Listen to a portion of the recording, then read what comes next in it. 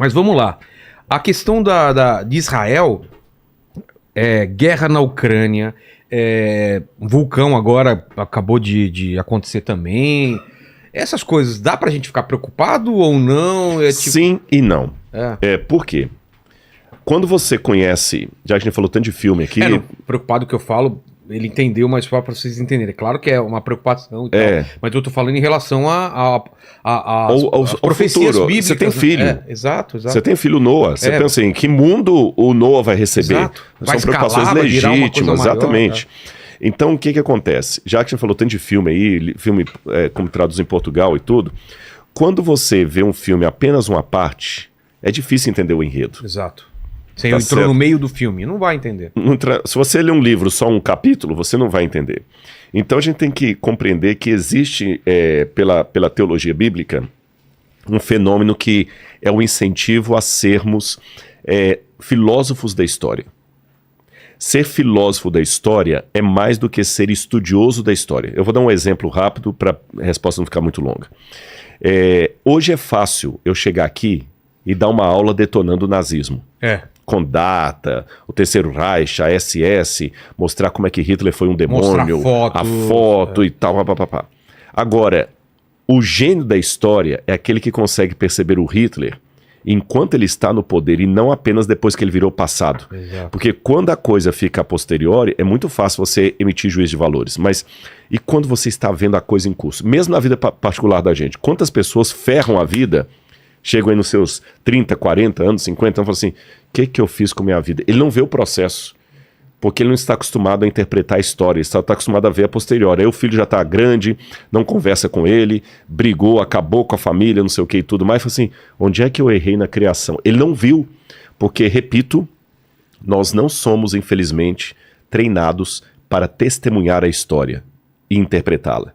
Nós somos treinados a estudá-la. A Bíblia me aconselha a ser um intérprete da história. Jesus chamou a atenção dos judeus da época dele, e ele falou o seguinte, vocês conseguem perceber os sinais dos tempos, quando vai vir o verão, e não conseguem perceber os sinais proféticos da história? Rodrigo, posso fazer uma pausa? Rodrigo, desculpa de interromper. Não tem problema. A gente tava falando Você me perguntou sobre o rumo é para ficar desesperado e tudo. A Bíblia te dá uma chave. Ela me dá uma chave. Primeiro, como eu falei, ela me convida a interpretar a história e testemunhá-la, não apenas a estudar a história. Aí eu dei o exemplo aqui do nazismo e tudo mais. Voltando à questão... Isso vale também para quem quer uma analogia melhor, uma analogia mais para os tempos atuais, é um jogo de futebol. O técnico é aquele cara que tá decidindo na hora. Exatamente. E aí tem o cara que assiste, o cara deveria ter tirado aquele cara, por que o tal pessoa bateu o pênalti? Mas depois que aconteceu o jogo, é muito fácil você analisar e ver quais foram os erros. Mas pro técnico que tá lá, vivenciando aquele, tendo que tomar decisões, nem sempre ele consegue ver o todo, né? Exatamente. Depois que passa, o comentarista da TV, pois é, mas ele errou porque ele não colocou fulano. Olha, se ele tivesse colocado fulano, não tinha acontecido o que tá, mas ele não estava tomando aquela decisão na hora. Comentar o futebol depois que ele acabou é muito mais fácil. Então a Bíblia me faz esse desafio mental. Estude, não seja apenas um historiador, seja um intérprete da história e uma testemunha dela enquanto ela está acontecendo. E a partir disso, tenha também a visão a longo prazo. Vamos voltar à ilustração do livro e do filme.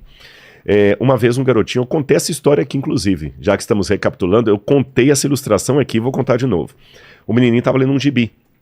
O Avengers, qualquer coisa lá, né? Como é que fica o Avengers em português? Vingadores. Não, em português de Portugal, agora eu não sei. Né? Os Vingativos. Os Vingativos. Então ele estava vendo ali o gibi e estava vendo que o herói sempre apanhava.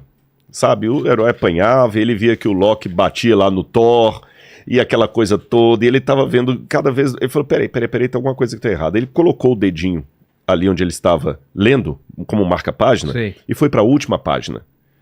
E na última página, você gosta de gibi, você sabe disso. O herói vence. O herói vence. Agora que ele sabia que o herói vencia, ele voltou a leitura para onde ele estava, e toda vez que o bandido tinha uma vitória, ele falava, você não sabe. Você não sabe de nada, inocente. Aí o bandido dava uma gargalhada, falava, pegou nada, se você soubesse o que eu sei. Então, a Bíblia, ela me dá essa dimensão supra-histórica, que eu sei por que esse conflito começou e onde ele vai acabar. E quando eu falo esse conflito, esse conflito que está acontecendo agora no Oriente Médio, na Ucrânia, no Rio de Janeiro, não começou agora. Ele é reflexo de uma guerra cósmica entre o bem e o mal, que começou lá atrás, no início da humanidade, e ela vai terminar não necessariamente com o armistício de ambas as partes, Sim. mas com a intervenção divina na história da humanidade, como, aliás, muitos teólogos que você já trouxe aqui deram depoimento a esse Exato. respeito. Então, é uma agonia, é uma tristeza, mas a gente pode ter fé e acreditar que no final as Sim. coisas... É como uma criança, se o Terminam Noah está bem. viajando com você de carro pelo Nordeste, você olha, vamos viajar com o papai, mas assim, vai estar muito calor, você vai sentir muito calor, a gente não vai ter todo lugar parada para isso e tudo mais e tal. Aí ele vai sentir todo o desconforto da viagem. Mas tem uma praiona no Mas final. ele sabe que tem, a gente vai chegar lá, vai ter a praia, pai, vai, a gente vai colocar a boia lá. Então o Noah, ele não deixa de sentir o desconforto da viagem, mas ele confia no pai dele que está no volante. Exato. E Jesus tem uma passagem aqui em Lucas, capítulo 21, versículo 26, que ele diz o seguinte: haverá pessoas que desmaiarão de terror pela expectativa das coisas que sobrevirão ao mundo, pois até os poderes do céu serão abalados. Ora, quando essas coisas começarem a acontecer, levantem-se e fiquem de cabeça erguida, porque a redenção de vocês está cada vez mais próxima. Eu li Lucas capítulo 21, versos 26 e 28.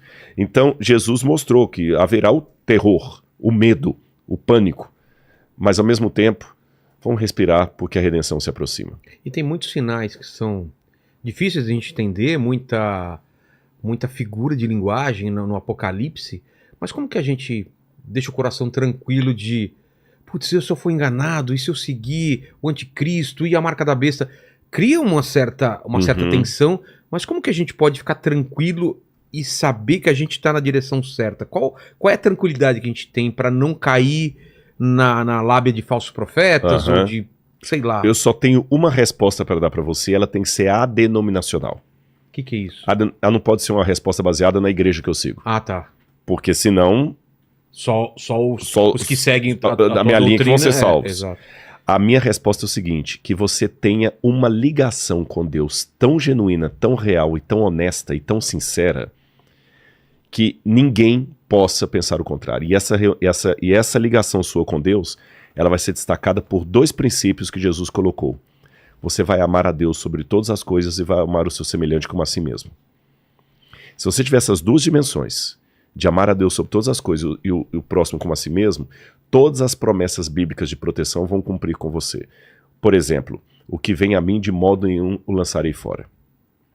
Mesmo que você esteja enganado, Cristo vai no momento certo te revelar.